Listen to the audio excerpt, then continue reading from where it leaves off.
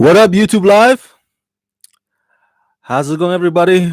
Today is Thursday, January 24th, 2019, and it's been a long day. I was hosting the LAOFCS Awards.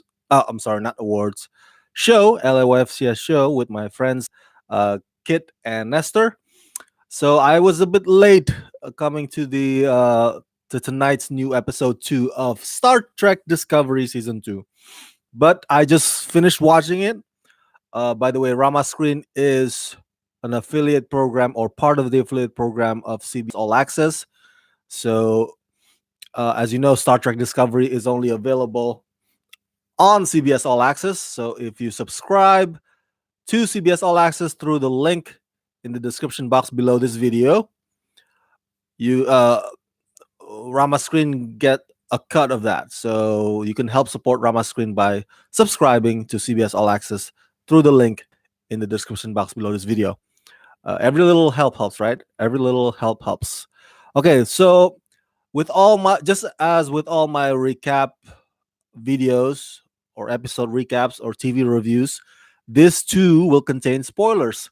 So this is mainly for those of you, my fellow Star Trek Discovery fans, who have been following the show and have watched specifically tonight's episode.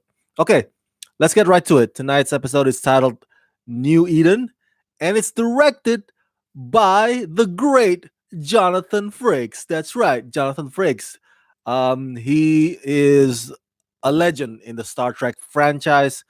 He played Commander Riker in my favorite Star Trek series of all time, Star Trek: The Next Generation, and of course the movie versions of STTNG. You know, like Star Trek Nemesis. You get what I'm talking about. So yeah, Jonathan Frakes, man, that's awesome.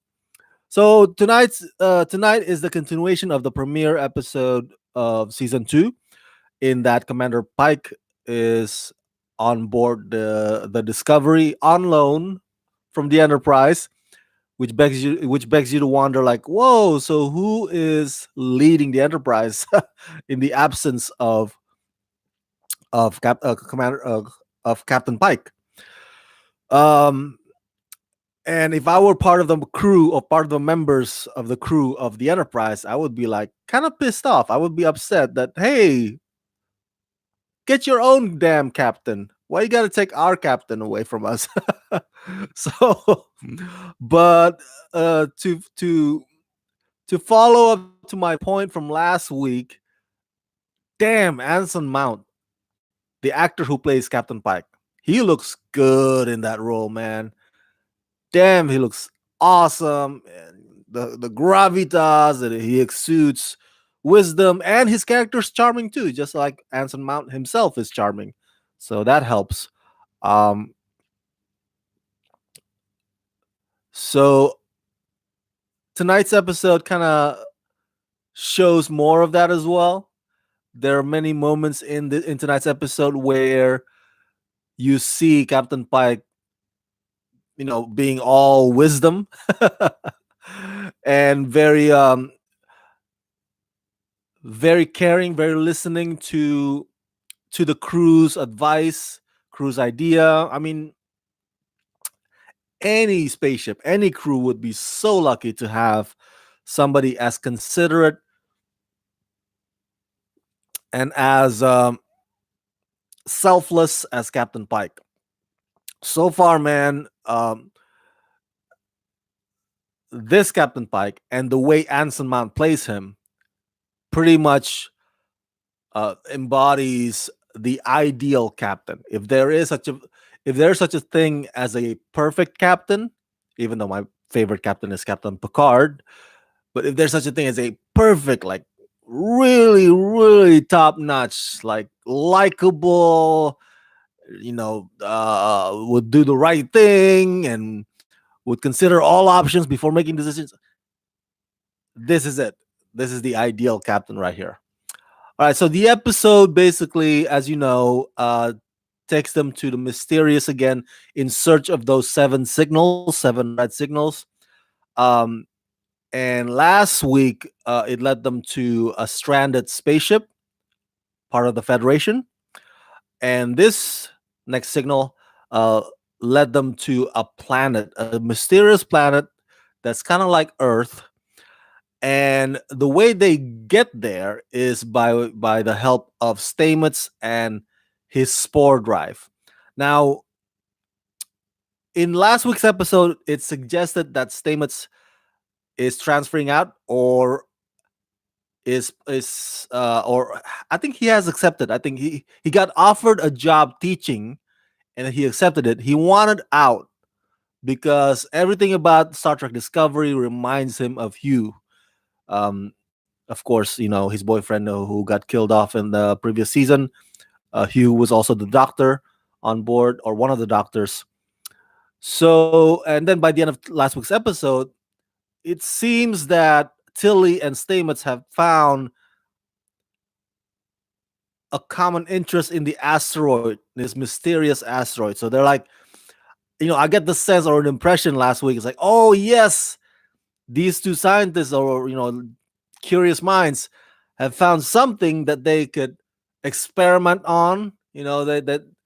That this could be the reason, or this could give the Stamets an excuse to stick around. It's like, oh, it's like kids, finding a toy that they could play. It's like, because they look so giddy. It's like, oh my god, look at this! Yes, we're gonna science the shit out of this. But in tonight's episode, you could tell also that Stamets is still not over um, the ghost of Hugh, and to the point where Stamets kind of like, whoa. I mean, Hugh helped me at that one moment. Could it be like that he? I mean, is he actually dead? So when he proposed that to Tilly, because Tilly, kind of brushed it off. Tilly brushes it off like, "Don't be silly." She didn't say that, but she's like, "Oh, what are you? He's already dead. Hugh is dead." But Stamos like, "No. What about this? What if this?" And that to me, when Stamets says that, that suggests to me that okay, it seems that the writers, the writers team, might with that statement that Stamets gives to Tilly, the writers are testing the water to see whether or not, okay, what if we kind of like put it out there, a hint that maybe we could somehow bring back Hugh. Either he was never really dead, or we can resurrect him. Nobody really stays dead in science fiction, right? So that's the impression I get. It's like, oh, they're testing the water here. They're getting, they're implanting in our heads, that curiosity. Is like, oh, what did Stamets just say? I mean, Hughes. I mean, could it be possible that maybe Hughes didn't die, or maybe Stamets can bring back? That's what Stamets was telling to us, the audiences, by telling that to Tilly. So that I find very interesting, and Tilly in this one, God bless her, man. She means well. She's trying to, I guess, dissect is the word I'm looking for. Dissect the asteroid to come up with a way so that the next time they do a spore jump, that they don't need Stamets, because spore jump, it takes a toll on Stamets. You could tell. Even like after this one, in tonight's episode, he looks pissed. Like he looks, and I understand that. Like I mean, I don't blame him. He looks like he gave me the impression. He gave me the impression like, man, I feel used. Like you only use me just for spore drive. That's all I'm good for here, or something. Maybe you are more. Maybe you are worth more than just being used as a spore drive or spore jump, and I don't debate that at all. But man, since you are the only asset that they have in order for them to do that spore jump possible, that makes you very valuable. I mean, at the very least, you could use that as leverage in your negotiating to ask for salary increase, maybe, or pay raise. It's like, hey, I'm the only one on this board that could on this ship that could take a spore jump. Okay, I deserve to get paid more. But that's just a selfish me talking. But seriously though, it's like that makes him really, really valuable. But obviously he's not too happy about that. It looks like he's sick and tired of like, oh, I need to get out of here already. I got this ghost of Hugh, and now I'm just being used as sport jump. Let me get out. Let me transfer out. And so Tilly's trying to help, trying to find a way so that so that the Discovery does not have to use Stamos anymore whenever they have to do a spore jump. And that process does not go well. The asteroid kind of kicks her to, I don't know. Uh, she got injured in the process. Okay, let's just put it that way. And what is awesome is that she has a vision of her dead friend. Now she doesn't know that her friend is dead till later on in the episode where she looks her up and it's like, oh my god, my I guess my middle school or my high school friend actually died, in previous years. Um, so basically, what Tilly's seeing on that ship is a ghost. Whoa. All right, so we're gonna get back to that. And the other arc is that's going on, or the other plot that's going on in this episode, the bigger plot is, of course, Captain Pike, Burnham, and I want to get the name right here, Lieutenant Joanne Owasekun. They get transported to this planet that looks like Earth. And here's the thing: what I love about this episode, and what I love about that part of that episode, that plot, that really speaks to the Star Trek, the fandom. Okay, that speaks to the fandom in us Star Trek fans who love this franchise for the exploration. Remember, Star Trek is about exploring, boldly go where no man has gone before. So in the previous Star Trek series, whether it be Voyager or Enterprise or the Next Generation, or so, because those episodes are procedural, right? It starts and ends with each episode.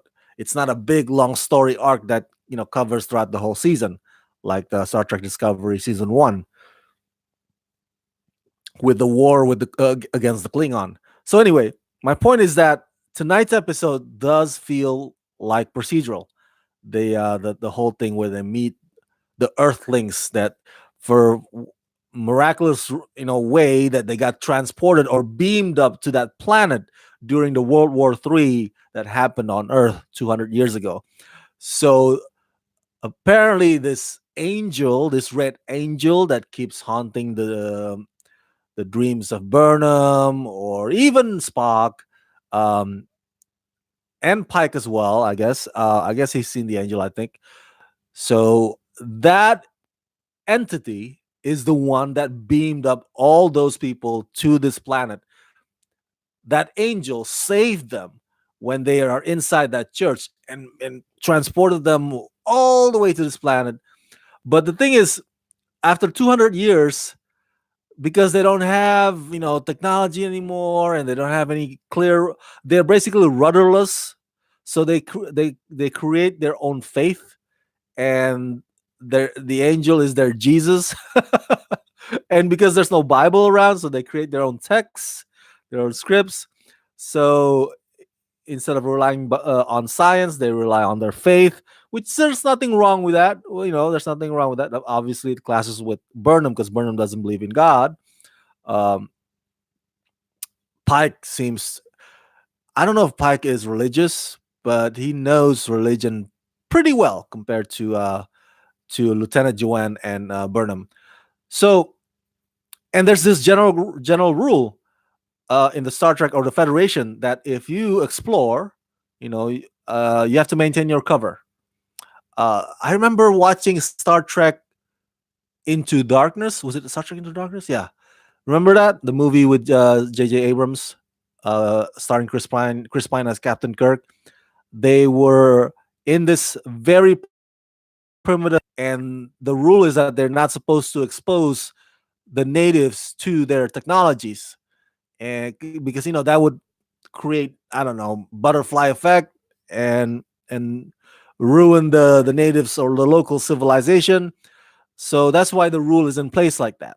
uh, and in this one, uh Captain Pike kind of breaks the rule or breaks ranks a little bit there. Is like, after gets convinced by Burnham, and Captain Pike actually reveals himself eventually, by the end of this episode, to the one guy who believes that they are Earthlings, that Earth did not get eviscerated by World War III, that Earth actually survived, and that Earth during those 200 years actually evolved and became better, and hence the Galactic Federation.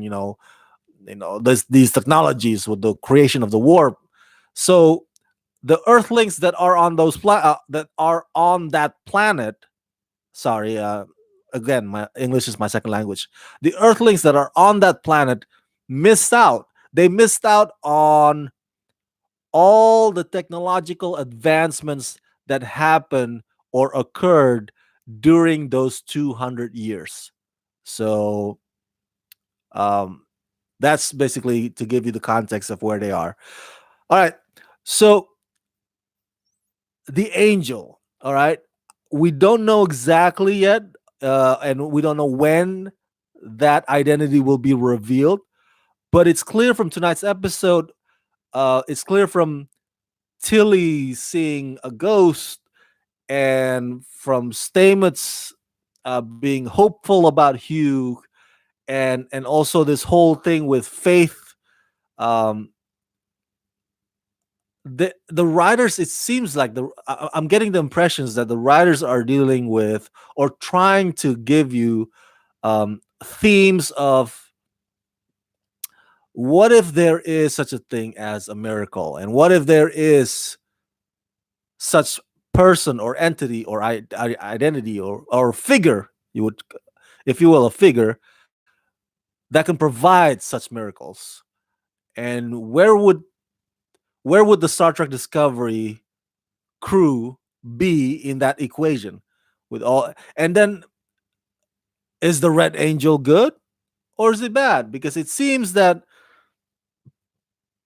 if the Red Angel is responsible for taking form of the ghost of Tilly's dead friend in order to motivate Tilly, to inspire Tilly to come up with that solution that we see in tonight's episode, if the Red Angel is responsible for saving those people in the church, and then also gives hope to that one guy who takes care of the beam, the signal for and his family for 200 years. It's like that SOS signal. That's what I'm talking about. If the Red Angel is, I don't know. I guess what I'm trying to say is that it's not necessarily science versus religion. So if this seven signals and the Red Angel are the mystery of this season two, um, and if they don't pose any specific threat, like in last week's episode, it led them to rescuing another spaceship. In this episode, it led them to giving hope to Earthlings on a planet. So what? Next week's episode will be another feel good story again, or a rescue, something. Even though in the preview for next week's episode, it has to do with with more battles and fights instead of something hopeful. But what I'm trying to say is, like, it seems like the Red Angel is guiding them from one exploration to the next, or from one mission to the next, that seems to be, or that seems to have something to do with the Discovery being obligated to help somebody. Do you see where I'm getting at? And if that's the case, where's the bad guy in that? Where's the evil in that? So where's the conflict in that? Maybe this whole seven signals thing is seven SOS signals. Maybe these seven signals are just guided by the red angels. Like, hey, come, check it out. They need you. They need you here. They need you there. They need you. Okay. So I don't know. I guess my question is, where are they going with this? Where are the writers going with this arc? And it's not a war. It's not necessarily life and death. It's just rescue. It's giving hope, which is nice, sunshine and rainbow. But I don't know. I don't know. I don't know if I'm all crazy about that. I'm not hating it, but I don't know if I'm all crazy about that. Oh, by the way, before I conclude this video, I have this on my notes on my screen. Whew, it's freaking 11 o'clock at night, man. I'm so tired. Um, I love the part. One of my favorite parts in tonight's episode is when Tilly comes up with the solution. You know, and then with the help of the pilot, I forgot her name. Let's see here. Let me look it up. Her name is Kayla, Lieutenant Kayla, the pilot, and then with the help of Stamets, and of course with the help of Saru on the steering wheel or in command. Dude, that whole thing was just so nice. They work together nicely, and they come up with a solution that's kind of risky, but it works because they, as scientists, as explorers, as discovery crew, they are brave and they're courageous, just like Captain Pike says. They live up to their stripes, and man, that just like fantastic go. And you know what? That reminds me of the Netflix series Lost in Space. Have you seen that, Lost in Space? I think season 2 should be coming up this year, but it was last year, season 1, back in April. And man, it's such a great show. If you haven't seen it, go check it out on Netflix. So basically, every episode, the Robinsons family, they got stranded, of course, on this planet. But every episode, there is a problem and they solve it. Every episode is about problem solving. Oh, it was so clever too. And that tonight's episode reminds me of that. That whole thing with Stamets, Tilly, and Kayla and Saru, they did a problem solving to help their fellow crews, Burnham, Joanne, and Pike. So man, kudos to them, bro. Kudos to them. That is, I want to see more of that. All right. uh, I don't know about this whole thing, Red Angels and Seven Signals, and I don't know when we're gonna see Spock. We didn't even see Spock tonight, but I want to see more problem solving because that's fun. Because that highlights um, the characters or the crew members' creativity. It highlights their value. It highlights their thinking outside the box, and it makes for a fun TV watching, bro. It's awesome, awesome. I don't know why I keep saying bro. Like you're my bro.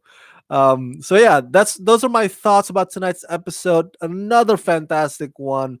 Um, I can't wait for next week. I think next week we're gonna see some familiar faces from season 1, at least based on the preview. So stay tuned for that, and of course, I'll be providing the review as well. By the way, again, Rama Screen is part of the affiliate program of CBS All Access. You can only watch Star Trek Discovery on CBS All Access. So if you subscribe to CBS All Access through the link in the description box below this video, um, Rama Screen gets a cut, or gets a part of that, or a percentage of that. So that way you can help support Rama Screen by subscribing to CBS All Access through through the link in the description box below this video. All right, any help helps. And again, subscribe to this channel, press that like button, ring that bell, and help support this channel through patreon.com/ramascreen. Oh, and share your thoughts about this episode. What did you think? Um, Are you stoked about the red angel? I mean, do you what is that anyway? And the seven signals. I know seven is like the number for good, right? The number for perfect. I guess what that's what they say. So what does that symbolize to you? I'm like, what does that mean to you? And where do you think the story will head next time, as far as exploration goes? So let me know your thoughts in the comment section below. As always, let's rock this.